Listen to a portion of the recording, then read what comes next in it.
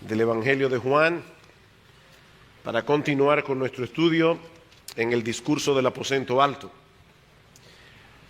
Hoy en la mañana solo quiero concentrarme en los primeros 8 versículos del capítulo 15, pero vamos a leer hasta el versículo 17 para poder tomar la idea completa. Yo soy la vid verdadera y mi Padre es el labrador. Todo pámpano que en mí no lleva fruto, lo quitará. Y todo aquel que lleva fruto, lo limpiará para que lleve más fruto. Ya vosotros estáis limpios por la palabra que os he hablado. Permaneced en mí y yo en vosotros, como el pámpano no puede llevar fruto por sí mismo si no permanece en la vid, así tampoco vosotros si no permanecéis en mí. Yo soy la vid, vosotros los pámpanos. El que permanece en mí y yo en él, éste lleva mucho fruto, porque separados de mí nada podéis hacer.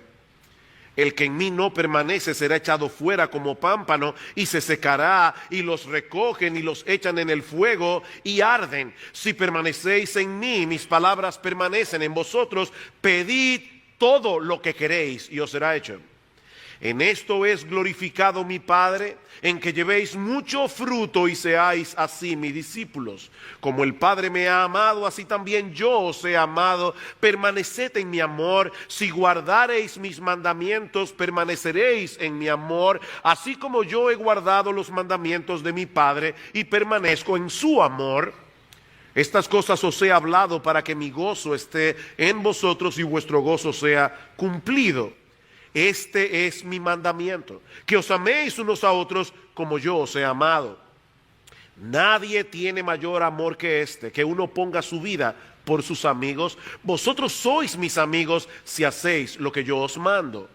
Ya no os llamaré siervos, porque el siervo no sabe lo que hace su señor, pero os he llamado amigos, porque todas las cosas que oí de mi Padre os la he dado a conocer. No me elegisteis vosotros a mí, sino que yo os elegí a vosotros y os he puesto para que vayáis y llevéis fruto y vuestro fruto permanezca, para que todo lo que pidiereis al Padre en mi nombre, Él os lo dé. Esto os mando, que os améis unos a otros. Si hay algo de lo que podemos estar absolutamente seguros, es que todos los creyentes que están hoy en este lugar desean dar frutos para la gloria de Dios. Y puedo sospechar que por ese mismo anhelo es posible que muchos se sientan frustrados en la mañana de hoy por los pocos frutos que ven en su vida. Mi hermano, si ese es tu caso, yo espero que el estudio de este pasaje te ayude a entender lo que significa realmente vivir una vida fructífera en el Señor y cuál es el proceso a través del cual los cristianos pueden llegar a producir la clase de frutos que se espera de ellos. Este es uno de esos pasajes del Nuevo Testamento sobre los cuales tenemos que venir una y otra vez, por las enseñanzas tan vitales que contiene acerca de la vida cristiana. Y es un pasaje que combina dos cosas que no siempre se combinan. Es muy sencillo y es muy profundo a la vez. Hace 2 semanas nosotros estuvimos estudiando el final del capítulo 14 de Juan. Y ese capítulo concluye con estas palabras en el versículo 31. Levantaos, vamos de aquí. De manera que es muy probable que el resto de este discurso haya sido pronunciado mientras Jesús caminaba con los discípulos por las calles de Jerusalén para cruzar el valle de Cedrón al este de la ciudad y dirigirse al huerto de Getsemaní en el monte de los Olivos. En ese momento los discípulos se sienten abrumados por todo lo que el Señor les ha dicho esa noche durante la cena. Ellos saben ya que Jesús ha sido traicionado. Ellos saben que en pocas horas tendrán que separarse de Él, pero Cristo les hace ver que esa separación en verdad era para el bien de ellos, era para su bien. Jesús iba a morir en una cruz por causa de nuestros pecados, pero al tercer día habría de resucitar de la tumba para regresar a la casa del Padre y preparar un lugar para cada uno de los suyos. Y mientras tanto, Él no tenía planes de dejarnos solos, sino que enviaría al Espíritu Santo, que estaría con nosotros para siempre, dando lugar a una relación de mayor intimidad con el Dios Trino. Juan capítulo 14, versículo 16, yo rogaré al Padre y os dará otro consolador para que esté con vosotros para siempre, el Espíritu de verdad, al cual el mundo no puede recibir, porque no le ve ni le conoce, pero vosotros le conocéis, porque mora con vosotros y estará en vosotros. Yo no os dejaré huérfanos. Versículo 23, respondió Jesús y le dijo: el que me ama, mi palabra guardará, y mi Padre le amará, y vendremos a él y haremos morada con él. Y es en ese contexto que ahora el Señor dice a sus discípulos: yo soy la vid y vosotros los pámpanos, o las ramas, como lo traduce en otras versiones. Así como las ramas dan fruto por el hecho de estar vitalmente conectada con la vid, así también vosotros seréis fructíferos por el hecho de permanecer en mí. Esta es la séptima y última declaración de Jesús que aparece en el Evangelio de Juan, precedida por las palabras yo soy. Cuando Moisés vio a Dios en la zarza ardiente y Dios se le revela. ¿Cómo se revela Dios a Moisés? Dile al pueblo de Israel que yo soy, te envió a vosotros. Y en el Evangelio de Juan aparecen 7 declaraciones donde Jesús, conectado con Éxodo capítulo 3, dice a sus discípulos yo soy. Juan 6:35, yo soy el pan de vida. Juan 8:12, yo soy la luz del mundo. Juan 10:9, yo soy la puerta. Juan 10:11, yo soy el buen pastor. Juan 11:25, yo soy la resurrección y la vida. Juan 14:6, yo soy el camino y la verdad y la vida. Y ahora en Juan 15:1, yo soy la vid verdadera. Yo soy la vid verdadera. La vid era un árbol muy apreciado en el mundo mediterráneo y todavía lo es, tanto por las uvas como por el vino. Y en el Antiguo Testamento la vid es usada frecuentemente como un símbolo para referirse a la nación de Israel. Los que están siguiendo fielmente el plan de lectura de 2 años de la Biblia, providencialmente mañana estarán leyendo el Salmo 80. Y en el Salmo 80 el salmista compara a Israel con una vid que fue traída de Egipto y que fue plantada en la tierra de Canaán. Ahora es interesante notar que siempre que se usa ese simbolismo en el Antiguo Testamento es para resaltar el hecho de que Israel como nación no dio el fruto que se esperaba de ella. Por ejemplo, en el capítulo 5 del libro de Isaías, el Señor compara a Israel con una viña plantada en una ladera fértil, muy bien cuidada y protegida por su dueño. La había cercado y despedregado y plantado de vides escogidas, había edificado en medio de ella una torre y hecho también en ella un lagar. Y esperaba que diese uvas, pero ¿qué pasó? Dio uvas silvestres, uvas salvajes, uvas que no tenían un buen sabor. Ahora pues, vecinos de Jerusalén y varones de Judá, juzgad ahora entre mí y mi viña. ¿Qué más se podía hacer a mi viña que yo no haya hecho en ella? ¿Cómo es que esperando yo que diese uvas, ha dado uvas silvestres? Esta viña fue plantada en buen terreno, con vides escogidas, y el labrador se había encargado de protegerla de todo aquello que pudiera hacerle daño. Pero mis hermanos, a pesar de todo eso, no dio buen fruto. Más adelante en Jeremías capítulo 2 versículo 21 encontramos una amonestación similar de parte de Dios a Israel. Te planté de vid escogida, simiente verdadera toda ella. ¿Cómo pues te me has vuelto sarmiento de vid extraña? Israel se corrompió como nación y no produjo buenos frutos, no produjo frutos de calidad. Pero ahora llega Jesús. Y unas pocas horas antes de morir en la cruz, dice de sí mismo: yo soy la vid verdadera. Israel como nación no era más que una sombra que apuntaba hacia Jesús, la verdadera vid, de manera que todos los frutos que Israel no pudo producir por ser un pueblo infiel, ahora Jesús promete producirlo por medio de sus discípulos.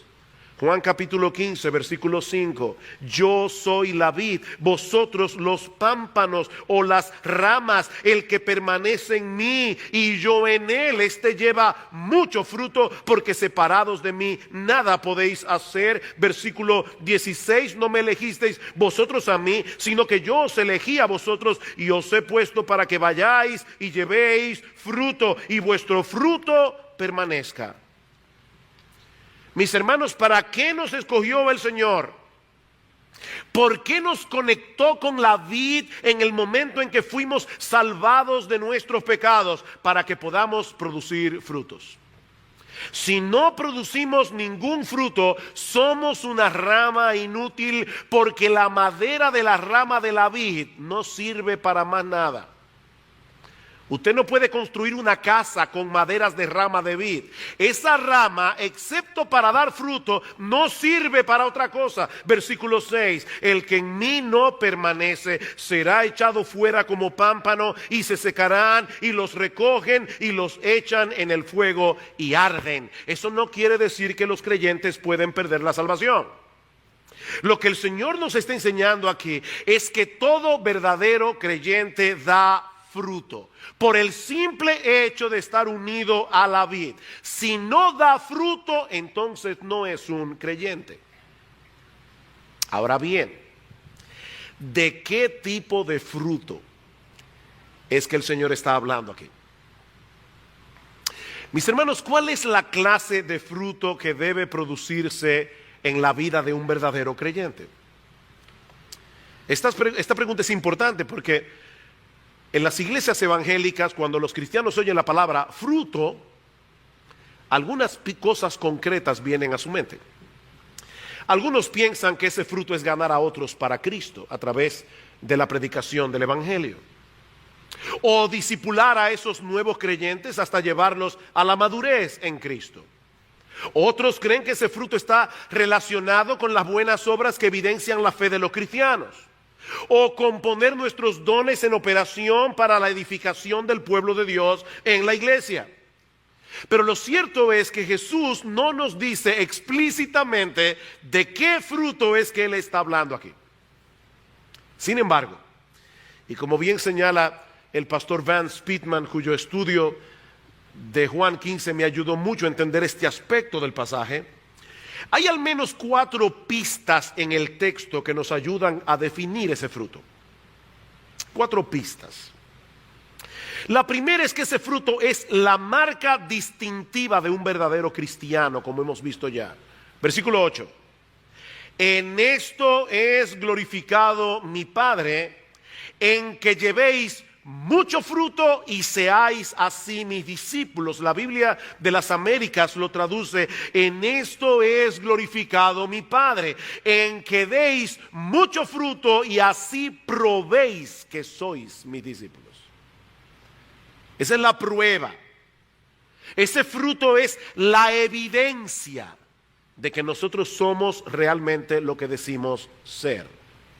El que no da esa clase de fruto no es un verdadero discípulo del Señor. Aunque pertenezca a una iglesia evangélica, aunque sea miembro de iglesia bíblica del Señor Jesucristo por muchos años, aunque haga muchas cosas externas que los creyentes hacen, mis amados hermanos, el árbol se conoce por el fruto, dice el Señor en Mateo 12:33. Así que este fruto, en primer lugar, es la marca distintiva de un verdadero cristiano. En segundo lugar, el fruto del que el Señor está hablando aquí es un estilo de vida. No es una cosa que se produce de manera ocasional. Compartí el evangelio con un compañero de trabajo, ese compañero hizo profesión de fe, ahora está asistiendo a la iglesia, ya tengo un fruto. Vamos a ver ahora cuando Dios me da la oportunidad de producir otro. No, mis hermanos. Este fruto es un estilo de vida que caracteriza al verdadero cristiano, como hemos visto. De hecho, todas las veces que aparece la palabra fruto en estos versículos se encuentran en tiempo presente. ¿Y eso qué significa? Eso indica que está señalando una acción continua. Los cristianos producen frutos.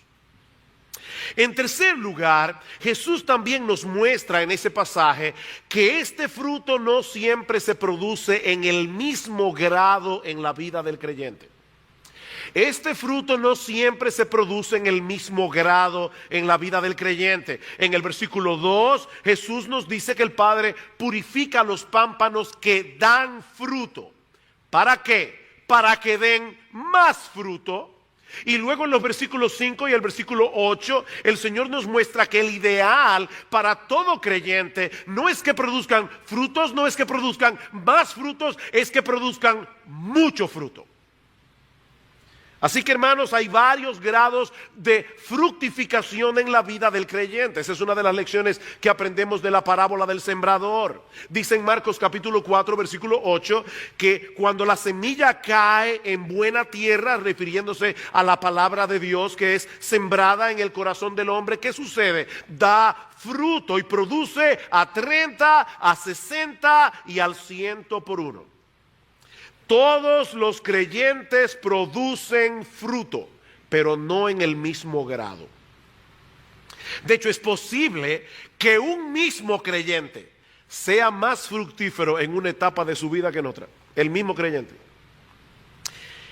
En cuarto lugar, Jesús nos enseña en este pasaje que el fruto en el creyente es aquello que glorifica al Padre. Versículo 8 otra vez. En esto es glorificado mi Padre, en que llevéis mucho fruto y seáis así mis discípulos. Mis hermanos, este es un punto extremadamente importante para entender todo lo que el Señor está diciendo aquí. Por eso, antes de seguir adelante, permítanme recordarles algo que fácilmente podemos perder de vista. Este es el sexto mensaje que yo predico sobre el discurso del aposento alto. Eso quiere decir que llevamos al menos 6 semanas, mes y medio estudiando este pasaje. 7 si sumamos el domingo pasado cuando estaba en Carolina del Norte. Pero cuando los discípulos escucharon este discurso originalmente, ellos lo escucharon todo de una sola vez, en unas pocas horas. De manera que hacía muy poco tiempo que ellos habían escuchado a Jesús decir las palabras que se encuentran en el capítulo 14, versículo 12 al 14, que nosotros estudiamos hace varios domingos atrás. Pero ellos lo habían escuchado hacía unos pocos minutos. Juan capítulo 14, versículo 12. De cierto os digo, el que en mí cree, las obras que yo hago, él las hará también, y aún mayores hará, porque yo voy al Padre. Y todo lo que pidiereis al Padre en mi nombre, lo haré, para que el Padre sea glorificado en el Hijo. Si algo pidiereis en mi nombre, yo lo haré. Por fin, ¿quién es el que va a hacer estas obras que glorifican al Padre? Porque en el versículo 12 Jesús dice, el que en mí cree, las obras que yo hago, él las hará también y aún mayores. Pero luego en los versículos 13 y 14 dice, todo lo que ustedes le pidan al Padre en mi nombre, ¿quién lo hará? Yo lo haré, para que el Padre sea glorificado en el Hijo. Mis hermanos, Jesús no está diciendo aquí que lo que nosotros le pidiéramos al Padre en oración, Él nos va a dar las fuerzas para hacerlo, para que entonces el Padre fuera glorificado a través de nuestras obras. No. Lo que el Señor promete en este texto es que todo lo que pidiéramos al Padre en su nombre, Él mismo lo haría a través de nosotros, de tal manera que el Padre sea glorificado en el Hijo, no en nosotros. Versículo 13, todo lo que pidiereis al Padre en mi nombre, yo lo haré para que el Padre sea glorificado en el Hijo. Si algo pidiereis en mi nombre, yo lo haré para la gloria del Padre. Mis hermanos, la única razón por la que nuestras vidas redimidas, la de los creyentes, pueden traer gloria al Padre, es el hecho de que Jesús mora en nosotros y obra a través de nosotros. Es Jesús el que glorifica al Padre, porque Él es la gloria del Padre.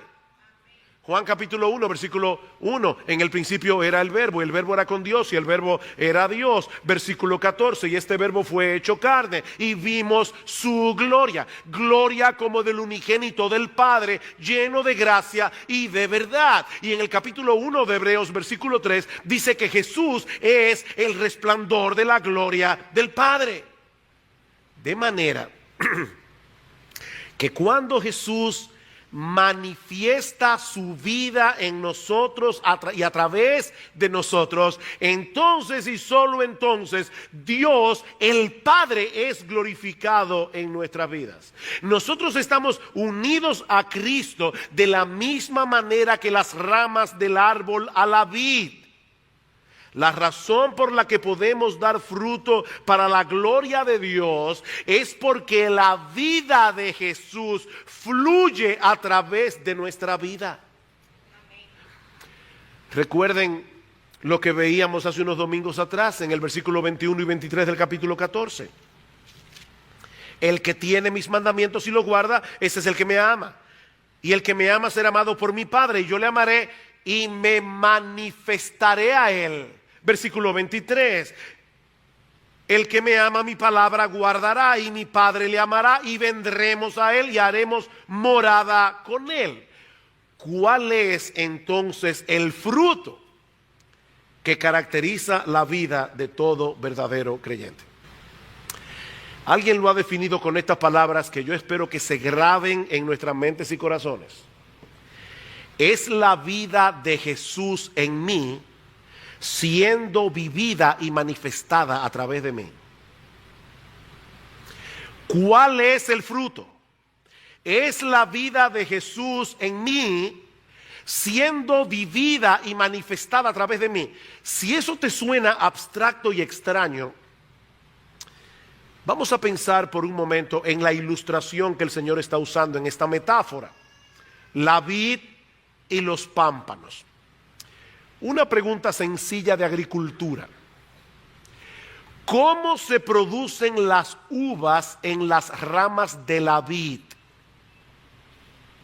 ¿Es acaso porque las ramas hacen un tremendo esfuerzo de concentración y energía para producir frutos? O sea, la rama dice: concéntrate, concéntrate. Voy a producir un racimo de uvas. Voy a producir un racimo de uvas. ¿Es así como ocurre? No, de ninguna manera.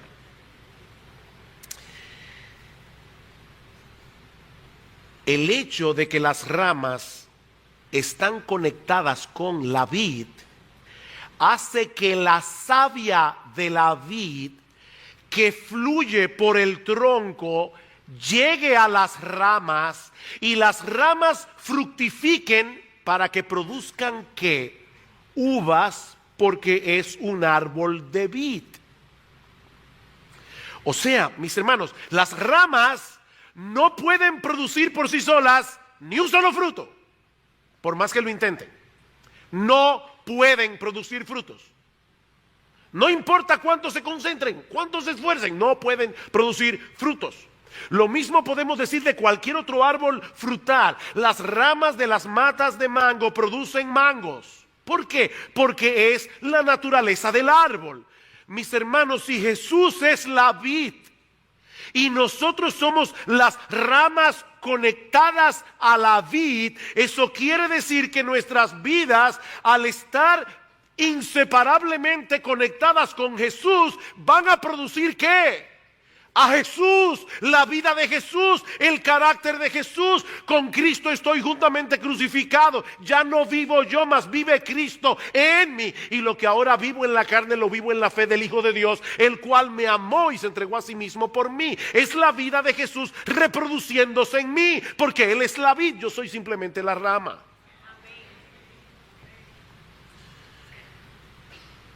Queridos hermanos, la vida cristiana práctica no consiste en hacer un esfuerzo tremendo para que nuestras vidas sean transformadas.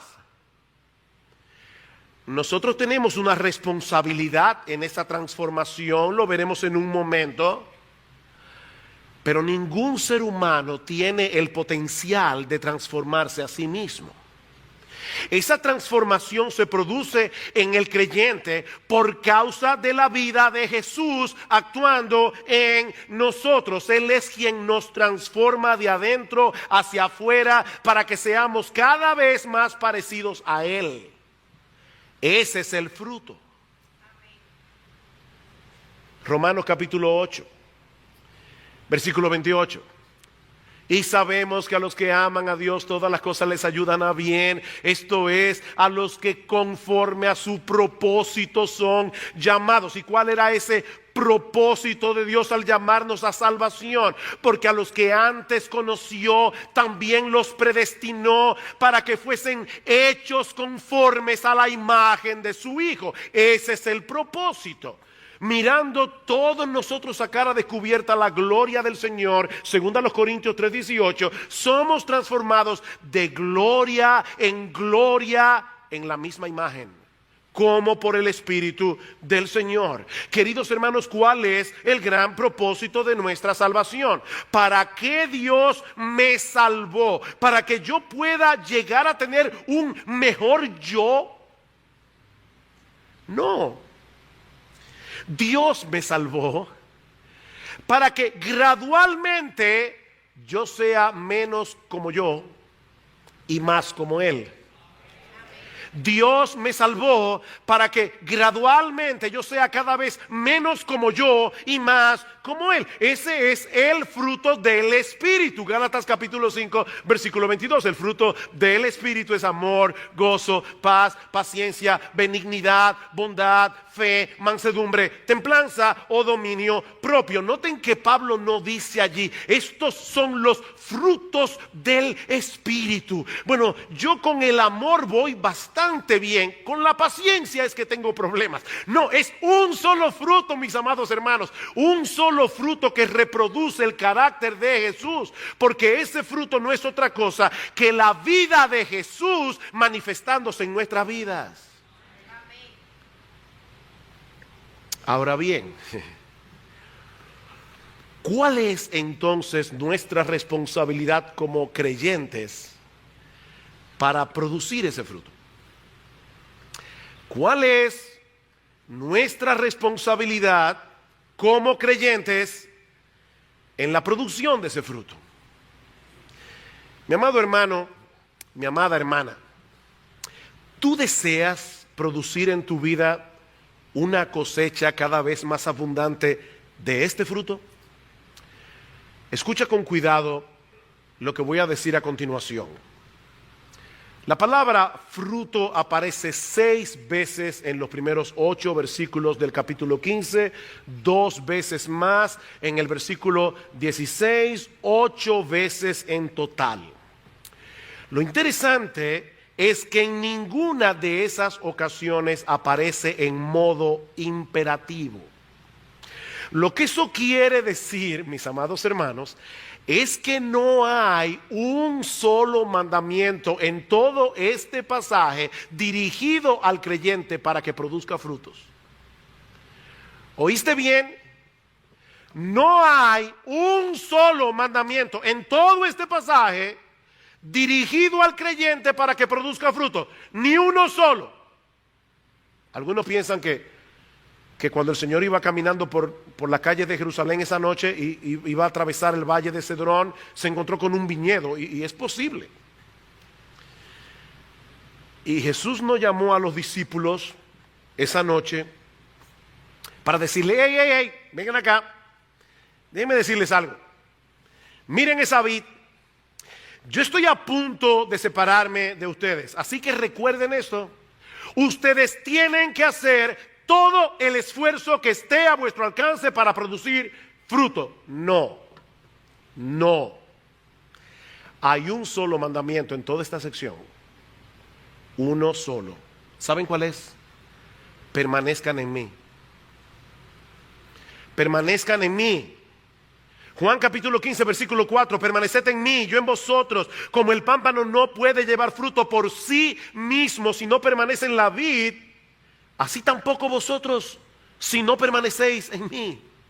Yo soy la vid, vosotros los pámpanos. El que permanece en mí y yo en él, este lleva mucho fruto, porque separados de mí nada podéis hacer. Versículo 7, si permanecéis en mí y mis palabras permanecen en vosotros, pedid todo lo que queréis y os será hecho. En esto es glorificado mi Padre, en que llevéis mucho fruto permaneciendo en él, y seáis así mis discípulos. ¿Sabes algo, mi amado hermano? El foco de la vida cristiana no es producir frutos. El foco de la vida cristiana es permanecer en Jesús. Porque si permaneces en Jesús vas a producir frutos. Es por eso que John Piper define la oración, y vamos a hablar más de la oración la semana que viene, pero John Piper define la oración como la traducción de una sola frase en 1000 palabras distintas. Separados de mí nada podéis hacer. Eso es orar. Es traducir de muchísimas formas diferentes esa oración. Separados de mí, nada podéis hacer. Y sigue diciendo Piper, oh, cuánto necesitamos darnos cuenta del tiempo que ocupamos haciendo mucha nada. Aparte de la oración, todo aquello en lo que nos apresuramos, todo nuestro hablar, todo nuestro estudio, a final de cuentas, dice Piper, viene a ser nada. Separados de mí, nada podéis hacer. Y uno ve a los creyentes enredados tratando de hacer 1000 cosas que no les permiten tener comunión con Jesús. Mis hermanos, es una terrible realidad que los cristianos podemos estar ocupados haciendo 1001 cosas, excepto la más importante: permanecer en Jesús. Si queremos producir un fruto abundante en nuestras vidas cristianas, debemos permanecer en Jesús. Pastor, ¿y cuántas veces más usted piensa decirnos lo mismo?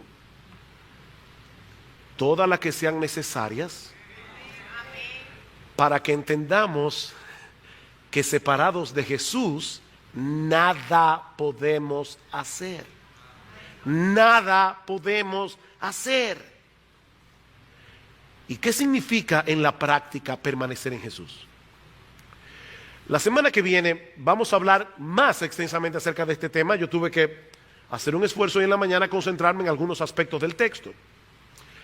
Pero no quisiera dejar este asunto en el aire hasta el próximo mensaje. ¿Qué significa permanecer en Jesús? Nosotros estamos unidos a Jesús ya, y eso nadie lo puede separar. Romanos capítulo 8, ni la muerte, ni la vida, ni ángeles, ni principados, ni potestades, nada nos puede separar del amor de Dios que es en Cristo Jesús. Ahora, yo estoy casado con mi esposa, yo estoy unido a ella por el pacto matrimonial, pero eso no quiere decir que solo por el pacto matrimonial mi comunión práctica con ella siempre es igual.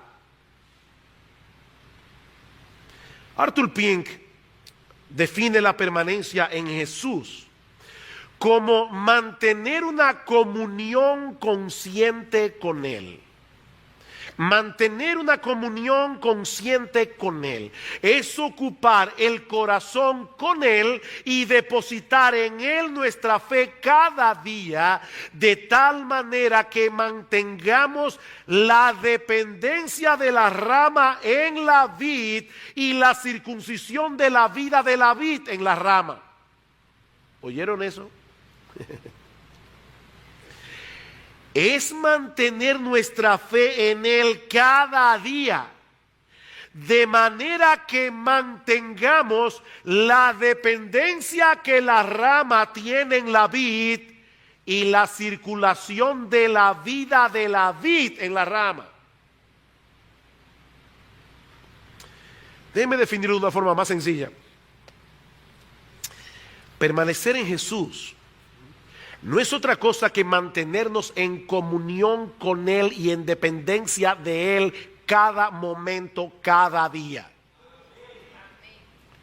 ¿Qué es permanecer en Jesús? Es mantenernos en comunión con Él y en dependencia de Él cada momento, cada día. No es lo que hacemos por unos minutos en nuestro tiempo devocional, cuando nos levantamos por la mañana y apresuradamente leemos la Biblia y hacemos una oración. No es lo que hacemos durante la hora y media que dura este culto de adoración los domingos. No, se trata de mantenernos constantemente en comunión con Jesús y dependiendo de Jesús cada momento, cada día. Es llegar a creer realmente lo que dice Juan 5:5 y vivir en consecuencia. No podemos hacer nada separados de Jesús.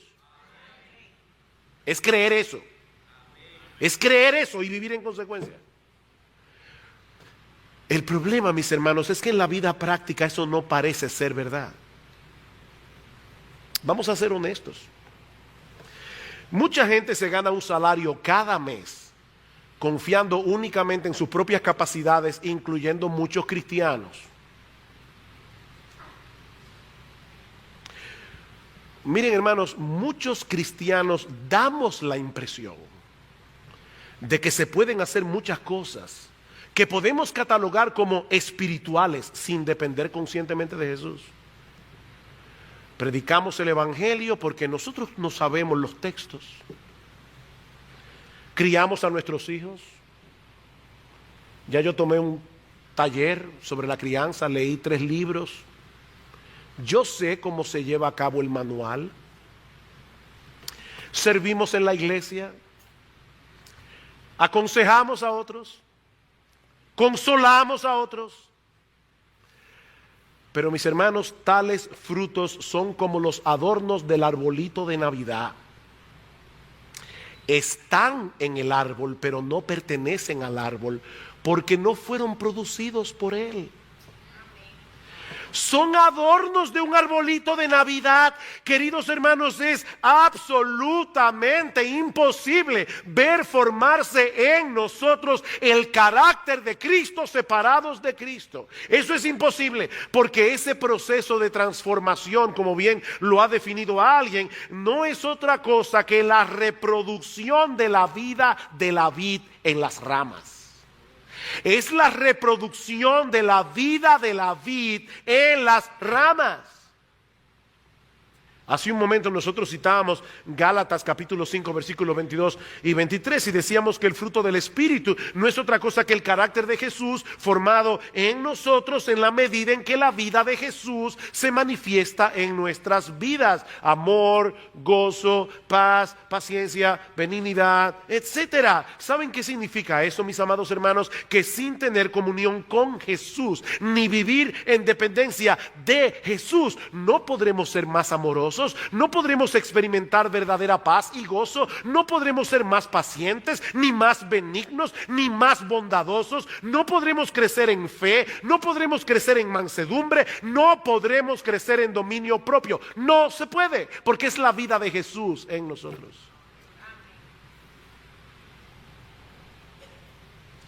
Podemos hacer muchas cosas externas sin depender de Jesús. Podemos venir a la iglesia sin depender de Jesús. Podemos cantar sin depender de Jesús. Podemos sentarnos a escuchar un sermón sin depender de Jesús. Pero el fruto de Juan 15, a través del cual el Padre es glorificado, no se puede producir sin Jesús. Leí recientemente una ilustración que puede ayudarnos a entender este asunto. Recordando, hermanos, que las ilustraciones no siempre encajan en todos sus detalles con la cosa ilustrada. Los que me conocen saben que yo soy un músico frustrado. Me hubiera gustado mucho poder tocar un instrumento como el piano o el violín, Ahora imagínense que un día yo entro a este salón y me pongo a inventar ahí en el piano, a maltratar el piano. Y de repente entra por la puerta el gran pianista Daniel Barenboim, uno de los más grandes pianistas de esta generación, que ha venido a República Dominicana a participar de un concierto en el Teatro Nacional. Él me ve allí tratando de hacer lo imposible y apenado se me acerca y me dice: déjame revelarte un secreto que mucha gente desconoce. Yo tengo el poder de transferir mi habilidad como pianista a otra persona, siempre y cuando se mantenga mirándome intensamente sin apartar sus ojos de mí en ningún instante. ¿Quieres hacer la prueba en el Teatro Nacional? Y yo que, imagínense, yo he anhelado eso toda mi vida. Esa es mi fantasía. Llega el día del concierto, todo el mundo está esperando a Daniel Barenboim y entonces ocurre lo inesperado. Yo me subo en el escenario, me siento en el piano, comienzo a tocar magistralmente con mis ojos puestos en Daniel Barenboim, que está sentado en primera fila. Todo el mundo está extasiado escuchándome tocar. Los que me conocen no pueden salir de mi asombro. Ahí está Alberto Rincón, Armandito, Alejandro, todo el equipo de música con los ojos abiertos. El problema es que yo comienzo a sentirme demasiado bien por toda la admiración que yo percibo en el ambiente. Dejo de mirar a Daniel Barenboim para poder ver mejor la reacción del público y toda mi habilidad musical desaparece. Porque esa capacidad no era mía. Dependía enteramente de mi conexión visual con Daniel Barenboim. Queridos hermanos, nosotros somos meras ramas que no podemos producir frutos por nosotros mismos. La única forma en que nosotros podemos dar frutos es, como decía un pastor, permaneciendo en Jesús. Permaneciendo en Jesús, no hay otra manera. Conectados con la vid. Si tratamos de hacer algo en nuestras propias fuerzas, vamos a fracasar, porque separados de Jesús nada podemos hacer. Nada podemos hacer. De hecho, ahí se ve lo insensato y estúpido que es el orgullo humano. Ustedes se imaginan a una mata, una rama de vid. ¿Cuántas uvas fue que dio el racimo tuyo? Mira para acá. Mira qué uvas. Tú estás loco. Es la savia de la vid produciendo frutos en ti. De hecho, yo creo que en gran medida la labor del Padre, que no hemos mencionado todavía, porque dice, yo soy la vid verdadera, mi Padre es el labrador. Yo creo que la labor del Padre consiste en producir en nosotros, en gran medida, esa dependencia consciente de Jesús. Dice en el versículo 2 que el Padre se encarga de quitar todo pámpano estéril, y ya vimos que no se refiere a creyentes que pierden la salvación. Está hablando aquí de individuos como Judas, que por un tiempo parecen ser lo que no son, pero el Padre también se encarga de podar y purificar los pámpanos que dan fruto. ¿Para qué? Para que puedan producir más fruto. Ya en el momento de la conversión, todo creyente es santificado. Nuestros pecados son perdonados. Nosotros somos libertados del poder y del dominio del pecado. Por eso dice en el versículo 3, ya vosotros estáis limpios por la palabra que os he hablado. Y esa es una buena pista para darnos cuenta de que el pámpano que no da fruto es como Judas. Vean el capítulo 13, versículo 10. Cuando Pedro dice, bueno Señor, lávame entero, dice, no, no, no, el que está lavado no necesita sino lavarse los pies, pues está todo limpio. Y vosotros limpios estáis, aunque no todos, dice, porque Judas estaba allí. Pero ya Judas había salido. Y ahora el Señor le dice, ustedes están limpios por la palabra que yo os he hablado, pero necesitamos seguir creciendo en santidad, necesitamos seguir cultivando el carácter de Jesús, necesitamos seguir dependiendo de Él. De ahí la necesidad de la poda.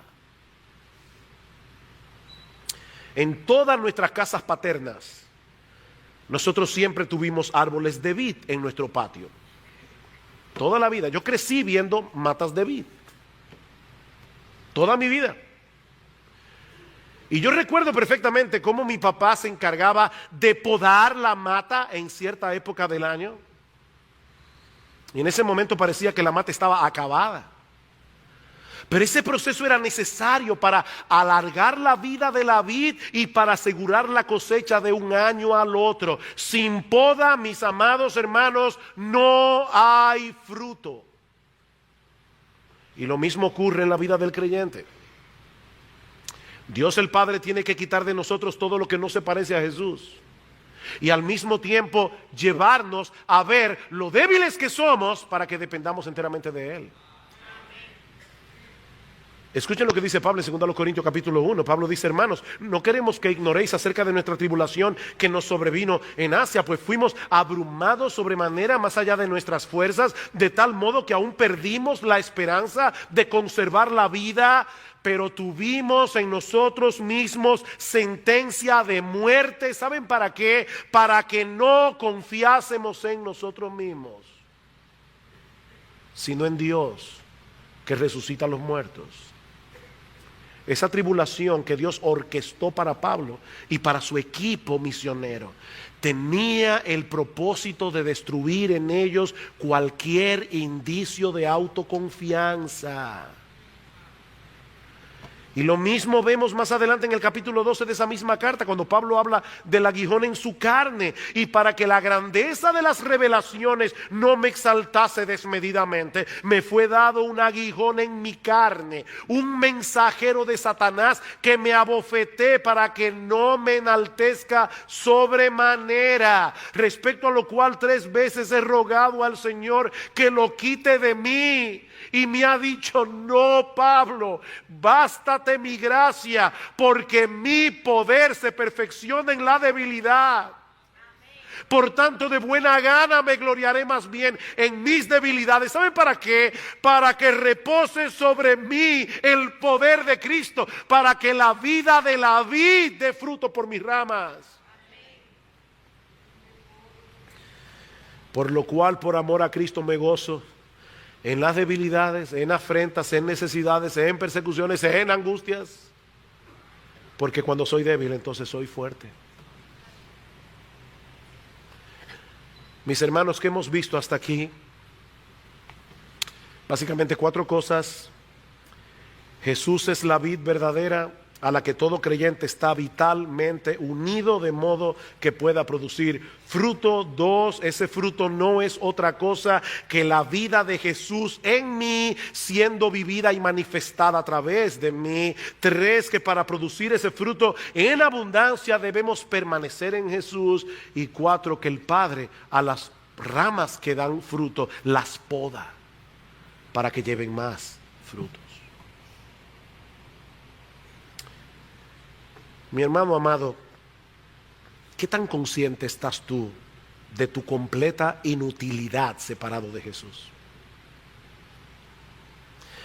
¿Qué tanto procuras intencionalmente mantenerte en comunión con Él, en dependencia de su palabra y a través de la oración? Mis hermanos, no podemos permanecer en Jesús si no permanecemos en su palabra, y no podemos tener comunión con Él y depender de Él sin la oración. Como veremos la semana que viene, no hay atajos aquí, no hay fórmula. Dame una fórmula. No hay fórmula.